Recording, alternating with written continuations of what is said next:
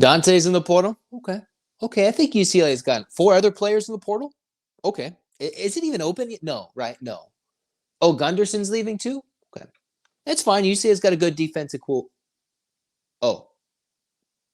D'Anton Lynn goes crosstown. That's garbage. You are Locked On UCLA, your daily podcast on the UCLA Bruins. Part of the Locked On Podcast Network, your team every day.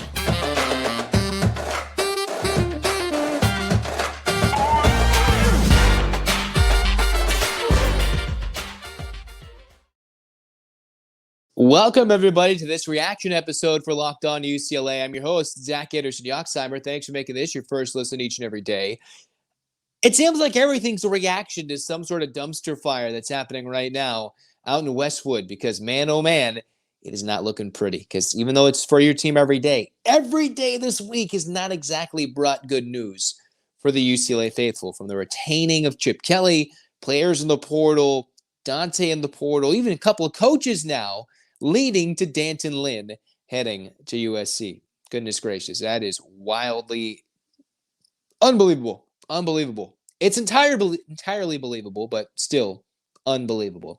This episode is brought to you by FanDuel. You make every moment more by joining FanDuel. Go to FanDuel.com/lockedon to get started. And hey, I don't know where UCLA gets started here because I'm sitting there. I was sweating it out after UCLA had barely beaten UC Riverside, a Dylan Andrews bucket with a few seconds left to win that game. I wanted to talk about that. I noticed, hey, they lost their quarterbacks coach, I believe, to Oregon State to join Trent Bray out there with their new coaching staff since Jonathan Smith headed to Michigan State. I know everybody was talking about him being the UCLA head coach if you fired Chip Kelly. Now you keep Chip Kelly. There's been 50 banners flown over UCLA. What's true, what's not, I'm not entirely sure. I think there's been 4 banners throughout the week. Bill Plaschke from the LA Times talks to Martin Germain, and he rips him thinking he's not qualified because they didn't want to fire Chip Kelly or had illegitimate reasons for what they gave publicly. And then here we go. And D'Anton Lynn, it breaks late on December 1st, and now he's the coordinator at USC. The Grinch that literally stole the holiday season because he got fired, and the Bruins dominated them so much in their last regular season game, kicked their booty 38-20, and now he's on the other side. He's over there. I was wondering if he'd go to somewhere in the SEC, if he'd go to somewhere in the Big Ten. Well, he did go to somewhere in the Big Ten. It just happens to be that ugly school across town, because that is just unfortunate and entirely believable. That was literally, USC's probably going to make a run. If there was someone to make a run at, it would have been D'Anton Lynn. Now we're going to get real answers, right? Did Lynn get a lot of help from what returns? But with what he did with what returns was truly spectacular. The jump, the bonuses hit. There's going to be a buyout because it's going to cost Lynn reportedly about $500,000. I'm reading from the LA Times, looking at the contract for him to leave early out of just a 2-year deal. Mind you, this is the most UCLA has ever paid for a defensive coordinator, and I think he lived up to the 1-year billing. Absolutely. He did fantastic. Now, unfortunately, his 1-year superstar status, if you will, for UCLA, even though he got snubbed for an assistant coach finalist award, he is now a villain. Right? You could literally go anywhere else, and it would have been fine. No, it would have sucked, but it would have been fine. Now, on top of Dante leaving, seeing the tweets literally from the UCLA players in shock. I know some went with the approach of thank you, coach, for all that you did. I think I saw Cam Medrano's tweet or whatever it's called nowadays, and he put out everybody's shocked. Like, what? It was, I think, originally reported by Pete Thamel, and now everybody between James Williams, between the LA Times, all putting it out there that it's pretty much a said and done deal, D'Anton Lynn to USC, which will make them a very intriguing side, where for UCLA, they're a year late with the defense. You hope for USC, they're a year late getting a defensive coordinator because they just wasted the Caleb Williams years, not even winning a Pac-12 title there. He had to throw that in there. And city champs. Boom. It is just unfortunate because now, in addition to trying to retain offensive talent, because the Bruins, I believe, have lost 5, 4 of them, I think, mostly confirmed between Dante Moore, between Keegan Jones, Carson Ryan, Cam Brown. I think Jake Wiley, unconfirmed, or I've read different things. So at least 4 to 5 players, right? Gunderson's gone, the quarterback's coach, in a quarterback's room that is flustered. I know you got former UCLA players, quarterbacks. You got a quarterback in Jerry Newhouse in the receiver room. But now the biggest question is, how do you keep the defense playing as it is? Goodness, if UCLA didn't have a defense as good as it was, I mean, you're looking at not even maybe making a bowl for a team that probably should have won 9 to 10 games in a certain circumstance, right? There's easily winnable games, but without the defense this year, I wonder what they would have done. I wonder with how they played, how things would have gone if there wasn't such a turnaround from the defense, right? It's what could have been if they had a quarterback and an offensive line that was more seasoned in terms of experience in the Chip Kelly system with games played this year and a more solidified offensive line. Then the offense could have been clicking with the defense. So it's just what could have been in the future, what should have been this season. And now you look for a defensive coordinator.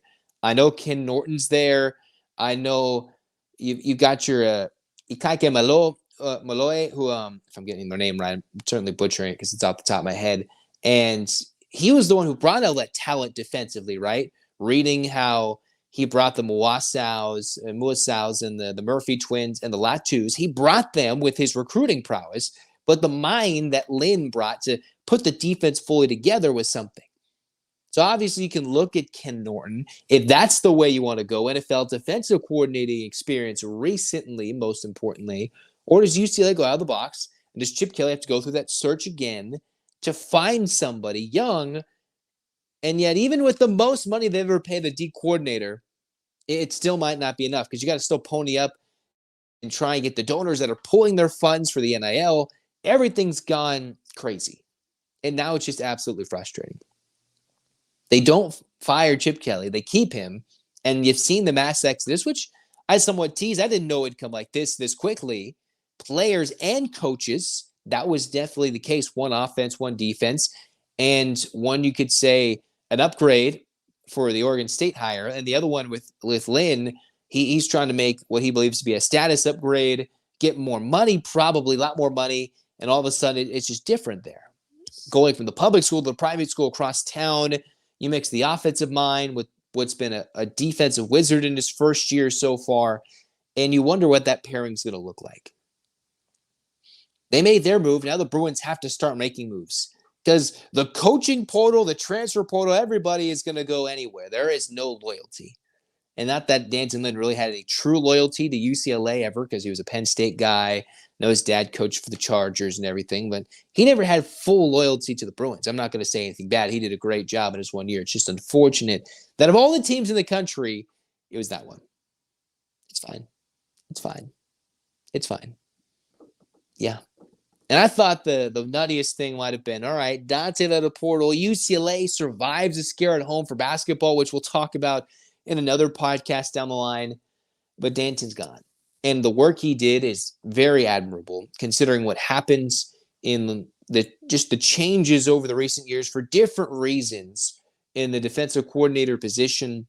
And now UCLA's just stuck. One of the wilder weeks. And imagine if the UCLA basketball team lost to Riverside at home. That could have been as stinky of a week as it could have been all time in UCLA football men's basketball history in 1 week. And there's not many times that they share the season at the same time. There's not crossover season. Beyond portal, yes, there's portal news. There's not much within a week of a season that could have been as crazy as this. There's different things, but this is just nuts. Nuts. You've got banners flying, every player switching allegiances, coaches, everything. And, oh my goodness, that was just ridiculous. This is just the reaction. I really don't have any guys in mind for who could be true coordinating options. I know I'm just going to say Norton. Maybe you do someone else. I'm just lost. Maybe you go after somebody with some NFL experience again, but maybe more of the coordinator. Do you go with a stopgap? Because Chip Kelly's coaching for his job already. If he wasn't already, he is. And now he's got to fill more on the coaching staff. That's nuts. In addition to finding the players. So you got to find the coaches and the players. He's got to be losing his mind as much as we are. My goodness. I don't know what to say. Sometimes, as much as I've blabbed on and kept on going, is there anything to say? How much this has changed in the last few weeks? The emotions from November into December have been absolutely wild. Wow. Yeah, D'Anton heading to SC. That's garbage. Kind of garbage. Dumpster fire. Light it up. It's okay. It's okay. We will rebound. We'll make this happen. How? I'm going to sit there. I'm going to do my due diligence, and we'll look for some D coordinator names. I mean, we never knew D'Anton Lynn was truly a candidate in the first place last time, but we'll look and see where the Bruins could go. If it's somewhere out of the ordinary again, if they just stay within staff, who else might leave? Goodness gracious, nothing else might shock me at this point. Because arguably your two biggest names have left. Your 5-star freshman quarterback, he's going to enter the portal. And then D'Anton Lynn reportedly finalizing the deal with SC. In terms of everything on the team, those are, I would think, your two biggest names, right? The quarterback you'd think of the future, and then your defensive coordinator you would hope for the future that in the present made things happen in 1 year so dramatic that across the nation, everybody took notice. Yeah. The future's kind of been ripped out from underneath us. And now we got to look forward. And I am just a little exhausted to try and figure out what that is at this moment. We're going to come back. We're going to rebound. At least I am. I'm going to try. And we'll talk UCLA hoops. We'll talk more UCLA football. Stick with it, Bruin fans. It's been a rough week. It's been a rough week. In terms of personnel decisions, people leaving, staying, everything in between. It's okay. It's okay. We'll get there. We will get there.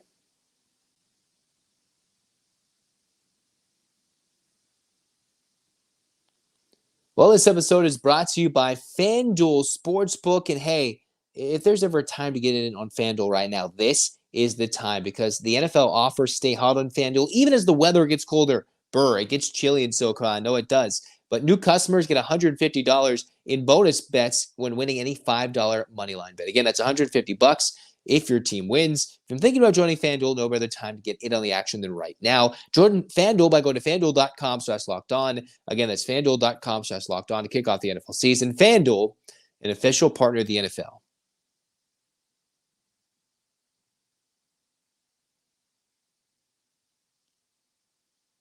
Well, that's going to wrap it up here for us on Locked On UCLA. Reaction edition, I lost for words. Lost for words. You know what we're still going to do? Despite everything, we're going to get those hands up. Together. We're going to clap. As hard and as loud as humanly possible.